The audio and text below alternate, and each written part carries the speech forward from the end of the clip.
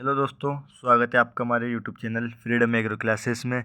मैं अंकित आज आपको बताने वाला हूँ ICAR PG 2026 में, यानी कि जो अपने कोर्स होते हैं, जो सब्जेक्ट होते हैं उनके बारे में, जो उनके सब सब्जेक्ट्स होते हैं उनके बारे में, और जो बेस्ट सब्जेक्ट आपको जो चॉइस करनी है उनके बारे में। देखो यहाँ पे लिखा हुआ है बेस्ट सब्जेक्ट, यानी कि कई लोगों को कन्फ्यूज़न रहती है कि मुझे कौन सा सब्जेक्ट से MSc करनी चाहिए या कौन से नहीं करनी चाहिए।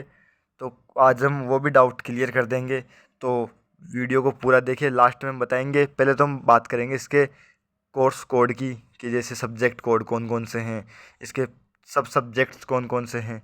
आज हम उसके देंगे, आपको पूरी कंप्लीट गाइडेंस देने वाले हैं, और ये भी बताएंगे लास्ट में कि कौन सा सब्जेक्ट बेस्ट है फॉर MSc। तो सबसे पहले हम बात करते हैं कि कोड, कौन सा कोड। जैसे कोड 1, तो कोड 1 में आता है अपना प्लांट बायोटेक्नोलॉजी। ये तो अपने मेजर सब्जेक्ट ग्रुप्स हैं, जैसे plant biotechnology, plant science, physical science. इनके अंदर आते हैं सब सब्जेक्ट्स। यानी कि अगर आप जैसे ICAR का फॉर्म भर रहे हो, तो अगर आप उसमें कोड 1 चूज़ करोगे तो आपका कोड 1 के अंदर आएगा अंतर्गत major subject group plant biotechnology. उसी के अंदर जैसे अब आप आते हैं सब सब्जेक्ट्स पे। तो जो सब सब्जेक्ट्स हैं उसमें आएंगे जैसे plant biochemistry, plant biotechnology and molecular biology, and फिर आता है प्लांट या क्रॉप फिजियोलॉजी। तो यहाँ तक समझ आया कि कैसे, यानी कि आपने ICAR PG का जो एग्ज़ाम फॉर्म अप्लाई किया है एंट्रेंस एग्ज़ाम का, तो उसमें जैसे आप जैसे कोड 1 लगाओगे तो आपके सामने मेजर सब्जेक्ट आ जाएगा प्लांट बायोटेक्नोलॉजी। फिर इसमें माइनर सब्जेक्ट्स आते हैं, मतलब सब सब्जेक्ट्स। यानी कि अब आप MSc या तो प्लांट बायो केमिस्ट्री से कर सकते हैं, या प्लांट बायोटेक्नोलॉजी, मोलिकुलर बायोलॉजी, या प्लांट क्रोफिजियोलॉजी से कर सकते हैं। तो यहाँ तक समझ आया। फिर बात करते हैं अपन सेकंड नंबर पे आता है प्लांट साइंस। इसके सब सब्जेक्ट्स हैं plant breeding and genetics, plant pathology, agriculture microbiology, seed science and plant genetics resources. ये आता है अपना प्लांट साइंस में। फिर आती है अपनी फिजिकल साइंस में आता है agriculture meteorology, soil science and agriculture chemistry.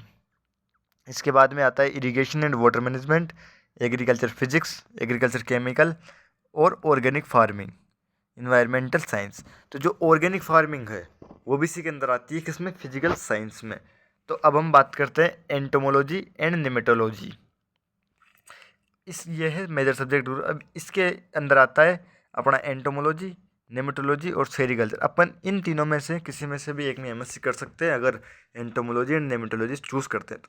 Agronomy, यह है सब सब्जेक्ट ग्रुप, इसका कोड है 5। इसके अंदर सब सब्जेक्ट भी सिर्फ एक ही है, वो है एग्रोनॉमी। उसके बाद अपन बात करते हैं सोशल साइंस में agriculture economics and agriculture extension education. इसके बाद में स्टैटिक्स साइंस, इसके अंदर आता है एग्रीकल्चर स्टैटिक्स। अब चलते हैं आगे।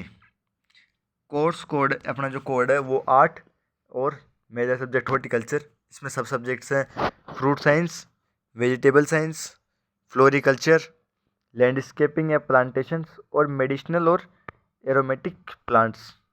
बाद में जो पोस्ट हार्वेस्ट टेक्नोलॉजी वो भी इसी से होती है।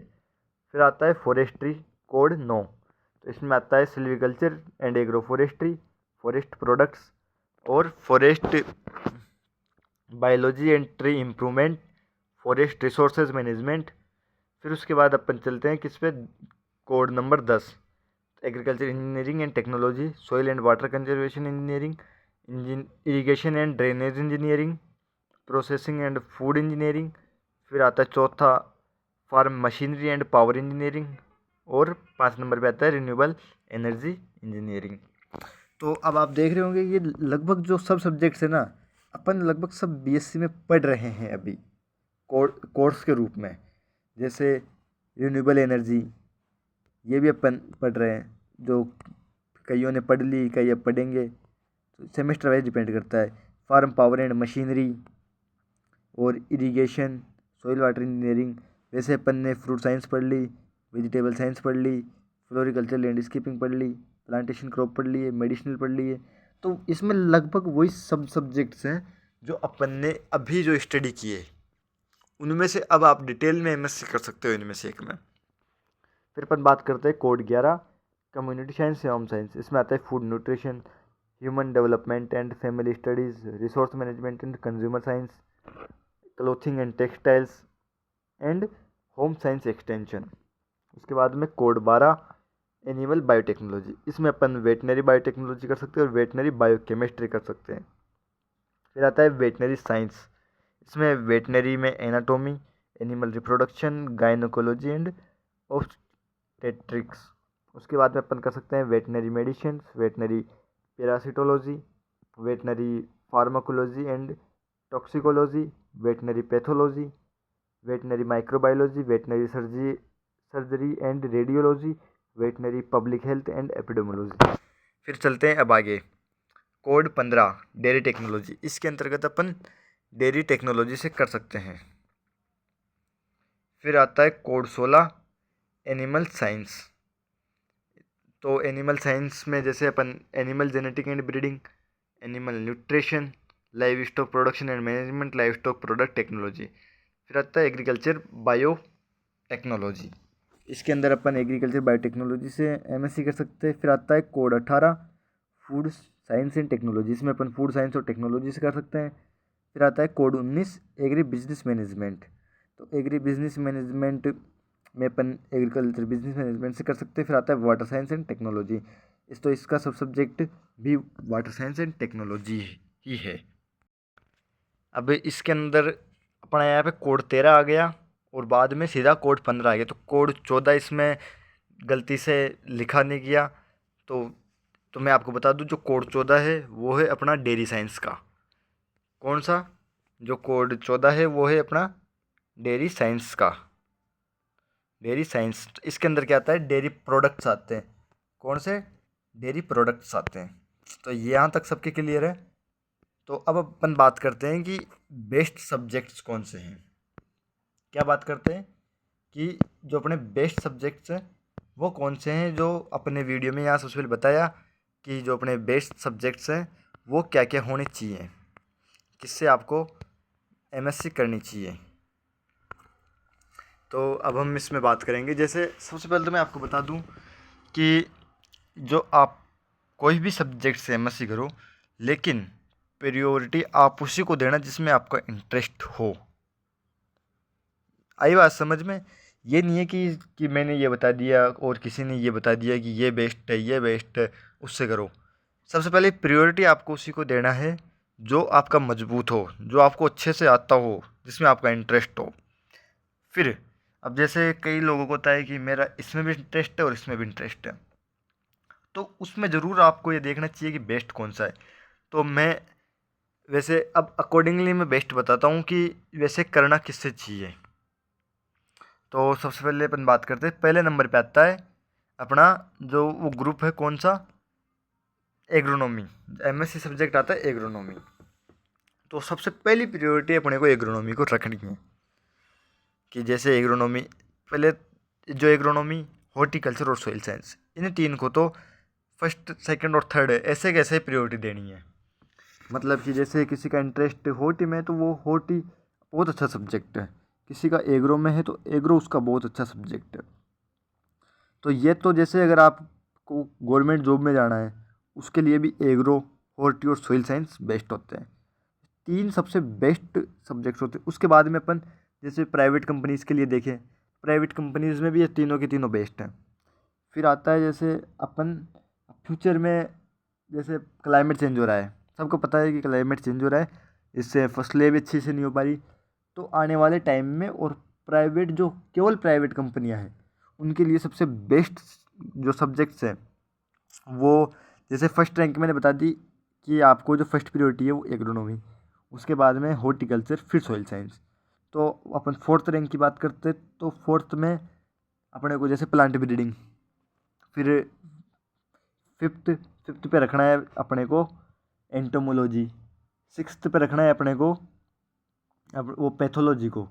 तो जो ये है ना, सब ज़्यादा से ज़्यादा ये जो 6 सब्जेक्ट्स मैंने बताए ना, ये वेरी वेरी इम्पोर्टेंट हैं। इन्हीं में से अगर आपने अभी तक डिसाइड नहीं किया कि आपको कौन से सब्जेक्ट से करना है, तो आप इन 6 में से ही एक सब्जेक्ट्स को अपनी प्रायोरिटी रखना, और 7वां अगर आप मानो तो एक इकोनॉमिक्स और ले सकते हो, वरना वो इतना इंपॉर्टेंट नहीं है। तो अपन फिर भी 7 ले लेते हैं, तो 7 में से जैसे 7वीं रैंक पे अपन इकोनॉमिक्स को रख दिया। तो यहाँ तक सबका क्लियर है कि अगर आपने अभी तक सब्जेक्ट चूज़ नहीं किया तो आप इन 7 में से किसी को भी अपनी फर्स्ट प्रायोरिटी रख सकते हो। लेकिन अगर आपने चूज़ कर लिया कि जैसे मेरी तो एनिमल हस्बेंड्री अच्छी है, मेरे को उसमें इंटरेस्ट आता है, तो आप उसी से करो फिर, ताकि आपको पढ़ने में भी मन लगा रहे और आप अच्छी रैंक भी ला सको। और आगे अगर आपका सब्जेक्ट अच्छा है तो आपको तो कोई दिक्कत ही नहीं है उस चीज़ में। लेकिन अगर आपने सोचा नहीं है और कन्फ्यूज़न है, जैसे अगर आपको कन्फ्यूज़न है सॉइल साइंस में और एग्रोनॉमी में, तो आप प्रियोरिटी पहले तो उसको दो कि आपको कौन सा सब्जेक्ट अच्छे से आता है। अगर आपको जैसे दोनों बराबर आते हैं तो आप फिर प्रियोरिटी दो कि मैंने जैसे क्या बताया। और जैसे फ्यूचर में एग्रोनॉमी, तो एग्रोनॉमी ऐसे एवरग्रीन सब्जेक्ट कह सकते हैं अपन एग्रोनॉमी को, तो एग्रोनॉमी को फिर फर्स्ट प्रायोरिटी दो अगर एग्रो जैसे सोइल में अगर आपको कंपैरिजन करना है। तो यहाँ तक सबका क्लियर। तो मैंने पहले रैंक पे तो क्या बताया आपको, एग्रोनॉमी, दूसरे पे हॉर्टिकल्चर, तीसरे पे सॉइल साइंस, चौथे पे प्लांट ब्रीडिंग, पाँचवें पे एंटोमोलॉजी, 6 पे प्लांट पैथोलॉजी और 7 पे एग्रीकल्चर इकोनॉमिक्स। तो यहाँ तक सबका क्लियर है। अगर फिर भी कोई किसी को कोई डाउट रहता है कि जैसे कोई भी डाउट हो तो आप कमेंट करके बता सकते हैं, और कमेंट के माध्यम से बता सकते हैं आप हमें, और जैसे लाइव चैट हो तो लाइव चैट में भी बता सकते हैं।